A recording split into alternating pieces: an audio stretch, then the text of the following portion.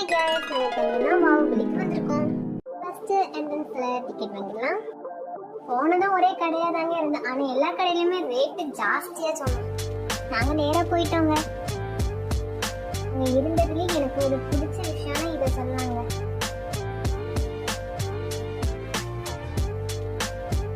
என்னடா ஏதோ ஒரு பறவை இருக்குன்னு பார்த்தா அது ஒரு கழுகுங்க. அது பேப்பர்ல செஞ்சு வச்சிருக்காங்க. எல்லாருக்கும் பிடிச்ச ஸ்பாட்டான கேம்ஸ் விளையாட வந்துட்டாங்க.